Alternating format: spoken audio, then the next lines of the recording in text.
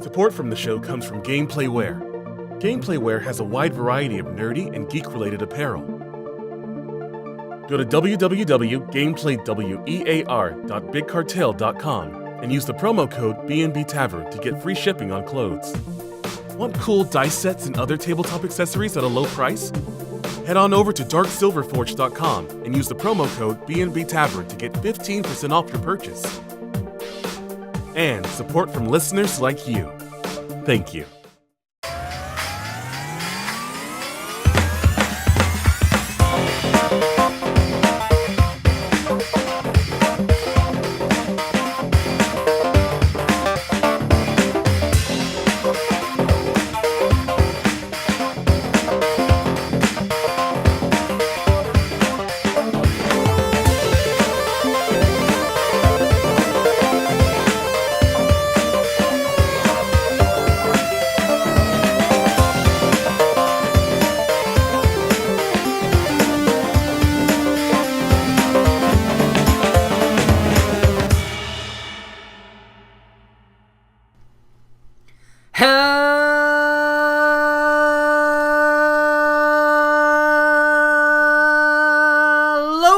My name is Baylor and welcome to the B&B Tavern Show, Tavern Talk, where we take extraordinary people to make imaginary friends and have the adventure of a lifetime.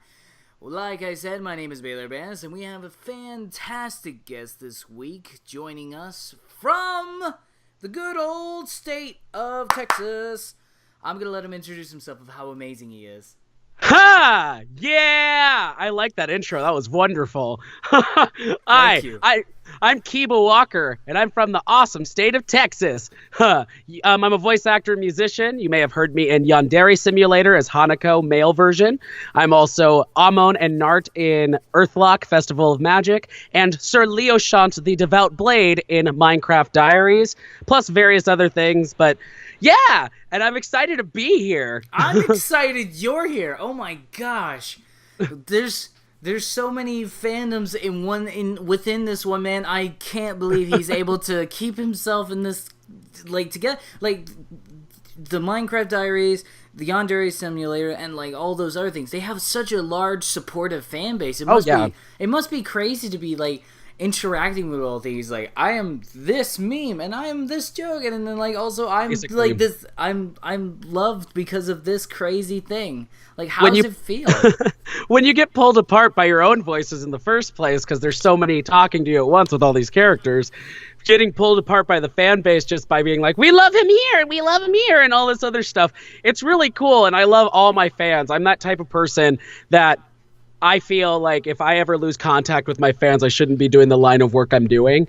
And I always respond to my fans on Twitter and Instagram, YouTube, whatever I'm doing, whether it be my music or the voices. I like to plan meetups with my fans. So I'm very connected to that fan base. So having a bunch of different fan bases, it's a lot to handle, but yeah. I mean, it works. You got to have some sort of control with all the insanity. Well, much respect to you, sir, for keeping it together. But speaking of keeping it together, we're about to add a whole nother fan base to you, which is hopefully great. Making this D&D character. As always, they are our good friends of any kind of reality has come to make a D&D character either for the first time or once again to make a very awesome character, which they will get a playable character sheet at the end of the show, come back to fight to the death in the season finale, and on top of that, get a beautiful self-portrait character sheet brought to you by our illustrator, Andy. We love you, Andy! We love you, Andy! That's so cool! Yeah! And thank you to all the support and our sponsors. You can check those out. Thank you once again to Jalen Cassell.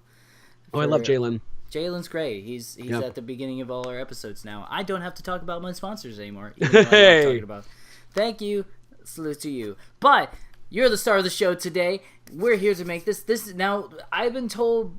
You told me before we started the show that you have some good amount of RPG tabletop experiences. Would you mind sharing a little bit of that knowledge? Yeah, it's funny. Back when I was in high school and middle school, I really despised the idea of RPGs.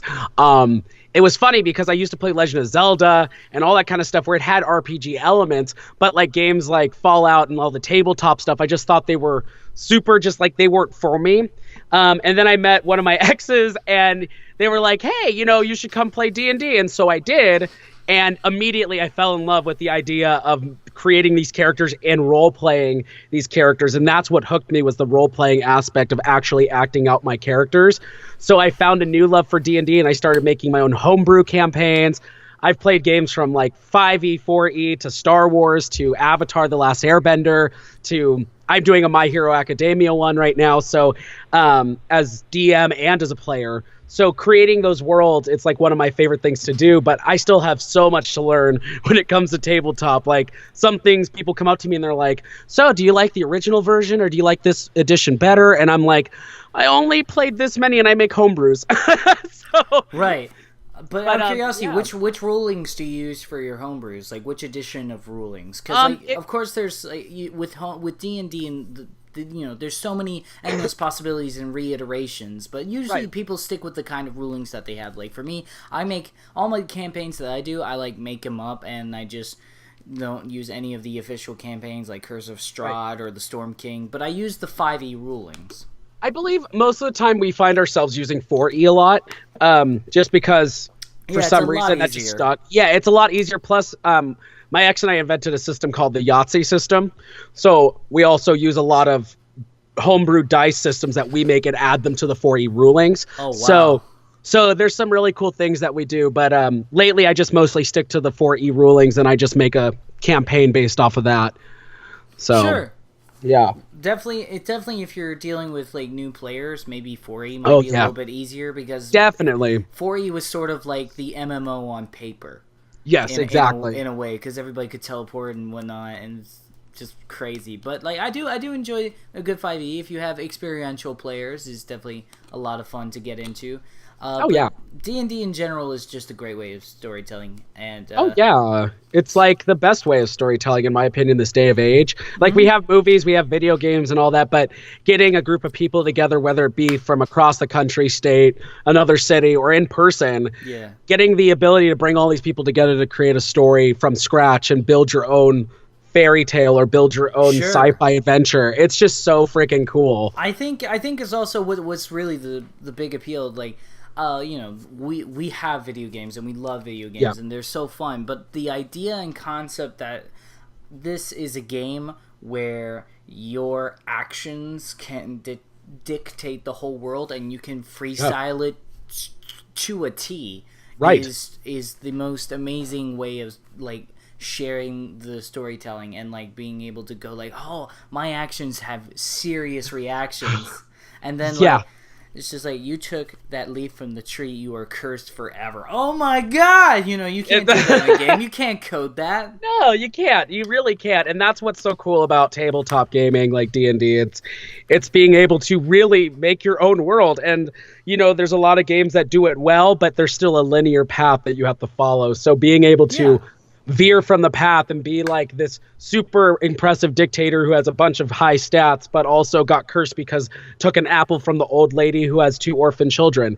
Like, that's something like that, you can do whatever you want and it makes it even better. So I agree wholeheartedly. And it's very satisfying when you as the DM see that your characters, like your players, are immersed in the story, or just like the best feeling. Yeah, it's a good bonding or a good bonding moment, or it could ruin friendships like Mario Party. But either way, it's a good time. Both. Absolutely both. It is either one extreme. As DM, I've ruined so many friendships, but also repaired them. Like, I've made a campaign where I've created a great story. I love writing. I do that mostly on my free time. I write plays and scripts and everything. So writing a full-fledged campaign where they can mold it, but also have points where some events are definitely going to piss them off. I expect them to get pissed off, but then there's moments where they're like, if you make a character like this again, I will literally kill you. And I'm like, I win that way. So I'm evil. I'm like, if you hate my character, that's a good thing. If he's supposed to be hated. Depends on the alignment always. Like, I actually had, the alignment. Sometimes it's not even the alignment. They just like, I hate this guy. But I did one campaign, and I actually had my players crying at the death of a character. Oh, those are the best. like, it was such a good character, a party member that they really cared about, who had a very tragic backstory and, like, stuck with this team. And they had to make a choice, like a Mass Effect decision, like either save one or the other. Shit. And they took too long, and both died. So they were devastated because they talked for like a good 15 minutes in real time about who to save. And it was the best conversation, and all I could do as an evil bastard I'm just laughing. I'm like, you guys are taking too long. And then I killed them both, and they wanted to quit. So, but yeah, no, that's my favorite thing is as a DM seeing the characters that my players create, but also the NPCs that they interact with is just so, that relationship bonds us closer as friends, and it's cool. Yeah, it's very beautiful. And speaking of beauty, we're about to make an elegant character. So, Eleganza. Like many times before, I'm going to be like a 20Q personality test question. I'm about to create your character. I'm going to go through a list of series of questions, do all the math for you. Don't have to worry about the math. And we're about to get this started. Are you ready to go? I'm ready to go. Come on, Alex Trebek. All right, so starting off, not to sound like a Pokemon professor, but are you a boy, a girl, or other? Let's go with girl. All right, cool. Now I'm going to run through the list of races. Now some of them you may recognize, some of them you won't. I'm going to run it off like an auctioneer, and you hear something that you don't recognize but sounds really awesome. Happy to explain it. Okay. All right, ready? Okay, I'm ready. You could be an Arakocra, Ozimar, Bugbear, Dragonborn, Dwarf, Elf, Furbolg, Genasi, Gnome, Goblin, Goliath, Half-Elf, Half-Orc, Halfling, Hobgoblin, Human, Kenku, Kobold, Lizardfolk, Orc, Tabaxi, Tiefling, Triton, or 1T. Ooh, I'm gonna go with a Tiefling. Ooh, all right. Got a bit. I love Tieflings. I've never actually made a Tiefling character, and I've always wanted to. So let's go with Tiefling. All right, I'm down with the Tiefling. Now, how old is this Tiefling? Ooh. Oh God, I gotta think. Let's see. Tieflings can be like a huge amount of age, but they look different, right? Is that how Tieflings work, or is there a set? They age like humans, but they live a little bit longer. A little bit longer. So I'm gonna go with, let's make her 38. 38. All right, cool. 38. It's got some maturity to her. And how tall is she? 6'3". 6'3". Oh, man's got an answer right away. Yep, 6'3". I'm picturing her in my head already. Are you that tall yourself? No, I'm 5'6". You're still taller than me. Every guest is taller than me. What is this? Hey, that's a first for me, because everyone I always meet in person, they're like towering over me. All my friends I play D&D with are in the 6-foot range. So I'm like the DM that's like, I'm the dwarf. So, which is funny because in my RPG game I play it, one of the characters in Earthlock, he's this 3-foot tall hog bunny. So I always play the short characters in games and stuff I voice in. So it makes sense, but I'm glad I'm taller than one person. Thanks. Thanks so much. I'm sorry. It's fine. It's okay if you're 2 inches taller than me. It's fine. Whatever. So, is this character very muscular or very slender? Ooh. I would say actually she's slender. Okay, yeah. Okay. Let's see. So like 145 pounds. Yeah, she's 6 foot. She's very big. Yeah. Yeah. Now, what is her alignment? She's chaotic good. Okay. Let's go with chaotic good. Good tiefling. And what would be her class? Now, the classes that you have are cleric, barbarian, bard, druid, fighter, monk, paladin, ranger, rogue, sorcerer, warlock, or wizard. You know, and this is so typical of me for people that are going to hear this. I'm going to have to go with rogue. Fair enough. Rogues are my favorite class, and next to like barbarians are really cool, barbarics, but I mean, I have to go with the rogue. I have to stay true to my consistency.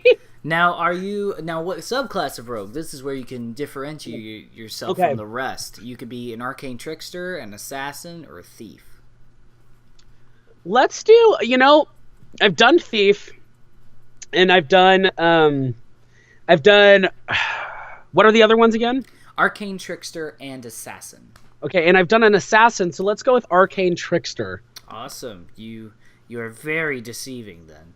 And what is the reason for your tiefling to become this arcane trickster rogue? Like, where did she learn her skills to be this Assassin's Creed like person, and where did she learn this arcane energy? So, oh man, let's go on the spot. So, my tiefling character, storytelling, improv, exercise. Yeah, story time. Let's go with this arcane trickster. She originally had no arcane abilities whatsoever. Her family completely, kind of stayed away from that side of abilities for a while. And growing up, she got forced into a training camp for thievery and trickery and deception, and trained in very deadly arts, so like assassination and whatnot. Did she elect to go into this camp, or was she dragged into it? She was dragged into it. She was the odd one out of her family. Her other siblings completely took to it, but she was the one that didn't really want to be that type of person. So she originally was very reserved, had still a good alignment in her head, but going into this camp, it changed her so that she basically did what she had to do with her beliefs that were instilled into her by this camp. But learning all these tricks, she learned everything naturally, but she really didn't like what she was learning, so there was nothing that was calling to her. So she found herself more and more detached from the assassin tribe or the rogue tribe she was a part of. And eventually she stumbled upon an arcane book. She stumbled upon it in this like cave outside the camp a while back. It was buried deep beneath some like stones for tons of years, who knows how long. And opening the book, it caused this ability, this curse, to go basically on her, and gave her these arcane powers in exchange for basically losing her free will sometimes if she uses her magic too much. So she becomes this powerful arcane trickster, but a lot of the trickery comes from the inability to control what she's doing. So she goes out and does all these things for her rogue tribes, and she becomes one of the best rogue assassins, but because of her extreme innate ability to trick people and deceive people, but also the arcane cursed magic that's upon her has basically changed her personality to just take what she wants, but also that good is still inside of her. So that's how she stumbled across her abilities. Whoa, that's really nice. I like that. And like, what is her tribe called? Do you have a name for this tribe? It's the is it multiracial, or is it a tiefling? It's multiracial. It's more so like you have to be brought in by either someone who's a high up member or a family member that's been a part of tribe. Okay. So it's a very it's a hierarchy, so there's a lot of politics there. So not anyone can just join. Like if you're just a halfling wanting to go in, you've never had any relation to this tribe. It's not like you turn in a W-4 to apply the job. You can't. You can't just give your resume and cover letter. No. But you might get killed on the spot. If you're like just this halfling who's like, I want to join your tribe, and they're like, well, here, follow me, and then they put you in a trap, and you're starving down there for days. So this This is the let's do the I'm trying to think. Okay, I think we'll make it super generic. The Order of Shadows. Oh, okay. I like that. Order of Shadows. Generic or not, there's always a good name. It works. It works completely. It is good. It's very good. And so is your character strong? She's strong. She got the training. So she got the training to be physically and adept at what she does. But the reason she didn't like it as much is because she was just like felt it was like I've trained enough and it's just too tiring and my physical abilities aren't that great. So when she found her arcane abilities, she uses that a lot more. She can punch a guy. She can like fight someone with a sword or a bow and arrow or whatever, be able to do the physical activity, but she prefers to use her magic. So she's kind of like average strong. Average strength. Yeah. Is she very dexterous? Yes, definitely. The Thief Guild the Order of Shadows really taught her to be good at, sleight of hand, pickpocketing, that kind of stuff, lockpicking, but also she knows her way around, different weapons, but she chooses not to use those, and she uses a lot of different hand signs for her magic and lots of movements with her hands, so she's very ambidextrous. So when she casts anything or puts a spell on anything, she's very good at hiding how she does her spells because of her sleight of hand. So she's used that ability to her advantage. Nice. I like that a lot. It's very an ambidextrous creature. I like that. Yes. Does she have good stamina? I would say it's okay because of how tall she is and all that kind of stuff. She can keep up with people, but after a long while, her magic does drain her. So that takes away her physical stamina. That's one of the things that kind of also sucks about her being cursed by this arcane book, is the fact that she can cast this magic and have this arcane energy. But it's very life draining. But it's very life draining, and that's what's kind of making her more so trying not to use it unless she has to, because then one, it takes over and makes her do more chaotic and more dastardly things with her abilities, and two, it drains her energy so much sometimes she can pass out, she has to take a break, she can sometimes only last like 45 minutes of walking. It's depends on how much magic she has used beforehand. Right. Is she intelligent? Oh yes, definitely very intelligent. She was the bookworm of the family. Sure. So that's why she didn't really want to get into the fighting and the physical more physical aspects of things. Right. So when she found the book, she took to it because, it's a book. It's very old. It has a lot of historical value. And so not knowing exactly of magical runes, because her family kept her away from the arcane side of things. Sure. She opened it unexpectedly, basically opening the Necronomicon from Evil Dead, sort of. And basically got all this arcane energy, learned every page, kind of a la Doctor Strange. But with that, her intelligence is great. So she knows about all this magic. She knows her way around cities and towns. She knows survival techniques. But that's all from when she was younger with her family. And is she wise? I mean, for someone who's chaotic good, before she was very kind of to herself. She's very wise. She kept away from evil things. She kept away from that stuff. But when after being a part of her rogue guild, she kind of just had a reckless abandon to her. So she kind of just went in without thinking sometimes. So if she really is heated about something, she may not take the time to really process what she's doing. Assess the situation, which gets her in trouble. But most of the time she can assess situations ahead of time if she's in the right mindset or she hasn't used a lot of her energy, her magic. So letting that happen, that's what... right, I would say it depends on the situation. Sure. And is she charismatic? She's very to herself. She's very introverted. If she's with a party of people, and she's the silent one of the group, because, as a rogue, you're not really charismatic unless the situation calls for it. So for her to be like, oh, I'm going to go steal something from this bar or something like that, very charismatic there. But within a group or anything like that, with her friends or people that she knows, she's very to herself. She's very serious, but also kind. And the charisma just changes depending on the situation as well, honestly. But most of the time, she just kind of keeps to herself. She was born an introvert, and she's still that way. Right. So, all right, cool. I like that. I like that a lot. So now it is time to choose the skills that you are proficient in. Okay. Because of I assume you know what skills are, and I assume you know the proficiency. So I will say no more, my friend. Because of your history of your character, you are proficient in insight. You read body language perfectly. Yes. Now you have 4 other skills you'd be proficient in. I'm going to go ahead and run down the list. You'd be proficient in acrobatics, athletics, deception, intimidation, investigation, perception, performance, persuasion, sleight of hand, or stealth. We're going to go with sleight of hand. Of course. We're also going to go with let's go with persuasion. I like that. And then read off what I haven't chosen yet. How is she persuasive if she's kind of sort of antisocial? You know what? No, yeah, you're right. Let's go with you know what? Let's go with deception just based on the trickery she's learned from the rogue camp.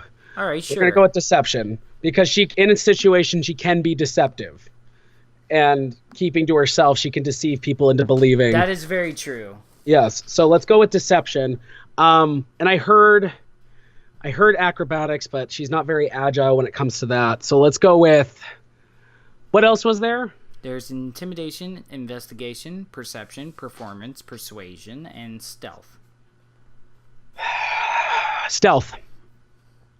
Always a safe choice. You have one more. And perception. Perception. All right, cool. I dig it. Yep. It makes a lot of sense because given that she's she has to flip through a lot of books and find things. I'm sure she's like very good at that. Yes, she is. Now, does she have a rapier or dagger or what is the weapon of choice? If she has to use a weapon, it's usually daggers, usually small daggers or small throwing knives. She likes really small items that aren't really too cumbersome. Something that she could hide on her utility belt or like a satchel. So something that she could just slip under whatever she has on and just hit someone with it, or a dagger and pull it out quickly. So she doesn't carry big swords, not even a rapier. She wouldn't carry one of those. Even though it's lighter, it's still a long weapon. She would never be able to do. It's very prominent. Yeah. All right. Well, that answers every single question except for one thing. Oh, okay. What is your name? Yep. I saw that coming. I have to think. Okay. Tiefling. Okay, I gotta think on the end terms of. Man, this is the hardest part. This is where we turn the show from 15 to 45 minutes, my friend. Don't you worry. This is about right. This is where we get the YouTube minutes. Yeah, this is. This is where we get the YouTube minutes. I like that. Oh man. So name making for me is so hard because I've made so many characters that my name database is slowly wearing out. And I've never made a tiefling, so I'm trying to think, do I want to go more sounding like it would be like a race thing, or would it be more just a natural name? Oh, or did they give her a name? Like, did they the Order of Shadows give her like a pseudonym? Like, is it something apostrophe? Oh no, I'm sorry, something quotation marks something. Like she has a title. Right, she has a title, or even just like a different name, so that no one knows her true identity. So that if they don't go hunt down her family or something like that. Man. Okay, I think I'm gonna go with. Oh gosh, this is hard. I had something and I was like, no, that doesn't. I don't know. This. Wow. Yeah, this is gonna be a bunch of me going. No. I make noises for a living. No? I make noises for a living. I mean, hey, that's making noises is so crucial because you need the immersion. Oh yeah, the immersion is important. That's why I'm thinking so hard about the perfect name. So, Tiefling, Chaotic Good, Rogue, Arcane. She's got to have a book smart name, something very. And I'm gonna go with on a limb here and say that she is the middle child of her family. So there's 3. So let's go with. Okay, I think. You think? Gonna go with. Britannia Delacour. Okay, I like that. That's. Okay, and it's Britannia Delacour. Delacour. Yes, Britannia Delacour. And what Delacour. Does she have like a title? In the clan, or do they know her as Britannia? They know her as Britannia. Okay. As Britannia Delacour. Nice. I dig that. With that, we have created Britannia Delacour, and now I'm curious, even though you are the opposite gender, what kind of voice would she have? Oh yes, I get to do so it's funny. I voice a lot of females, so like the fact that I have to do a voice, I didn't think about that because I haven't really warmed up to that. But what kind of voice? Because I voice mostly young children and females with some of my roles, a lot of really young characters. So I'm trying to think. Let's see, Britannia Delacour. So that's very, very elegant. So obviously the family's a little bit educated. So, and I think being a tiefling, it needs to be a little bit more pronounced, alto range. So let's bring it up so that it sounds more devious, more illustrious. My name is Britannia Delacour, and I'm here to find out the information for the Order of Shadows. And when she gets into battle, she gets very intense. I don't know what kind of voice. I think we're going to go with, okay. My name is Britannia Delacour, and I am a part of the Order of Shadows. We'll just do that. I like that. I like that a lot. Cool. It's very serious and very like straight to the point. It's like, straight to the point. I will kill you if you do not give me this information. Exactly. And that's what she is. When she's intimidating someone, she will get into your face and be like, what you gonna do? I have the knives. I'm gonna slowly pluck out your eyebrows until you look nothing like what you did before. And you will scream, and it will hurt, because I will be doing it with my dagger. Do you understand me? Oh. Now tell me where she is. Oh, I like that. I like it sort of like, it gets really convoluted and confusing, and then it gets to the point, it's like, oh, you're using that to do that. Yeah, that does sound threatening. Because she's not intimidating. Yeah, she's very well articulate, so she'll like try to break it down for like simple-minded people, so like... You understand that you can't read that book, it'll curse you. It cursed me, so... Just know it's bad magic, bad things. Don't touch it. Bad touch. Book page, no. Book page, no. You open the book, the table of contents just says no. I love that. I would love that book to just like say it, and she's like, well, I mean, fuck it, whatever. I was serious. It does say no in the table of contents. Yeah. Chapter 5, it says new play, which is, I believe, it's some type of undercommon for no. Just something in there's also something 9. I think in German that means no. Yes, that's correct, for remembering my Rolodex of information. Oh my gosh, I love this character so much. And I love her too. Of loving this character, Kiba, where can people find your amazing progress? And like, where can they follow you and whatnot? So you can follow me on Twitter at Kiba Walker VA. I also have my own website, www.kibawalkervoices.com. My YouTube channel and my Patreon are both called Kiba Covers, and it's Kiba and then covers with a K. So I do all my English adaptations of anime songs, and I do all my top 40 hit covers on there. And that's where you can contact me there. Otherwise, I actually have a convention coming up that you can come see me at. Where at? So I am going to be at Anime Festival of Wichita in Kansas. That'll be June 23rd through the 25th in Wichita, Kansas. And I'll be a guest there. I'll be performing concerts. I'll be giving panels. I have autograph sessions. And I'm also going to be a guest with Erica Luttrell, who does Sapphire and was in Dishonored 2. And AJ Mashalka, who is Stevani. So, you guys should definitely come out and support us. And Patricia Somerset, who is the new Legend of Zelda. She's Zelda. So nice. You guys should definitely come out and support us, and it'd be really fun. I'd love to meet some of you. Yeah. Come. Be nerdy. Yes. Have fun. Make friends. Be nerdy. And I love meeting people in person. So if you listen to this, or you follow me on my social media and you like what I do, or you're a fan of AFMOUth stuff or whatever, come out if you're in the area. And I'm the nicest person in person. So you should come hang out with me. I like hanging out with my fans. So yeah.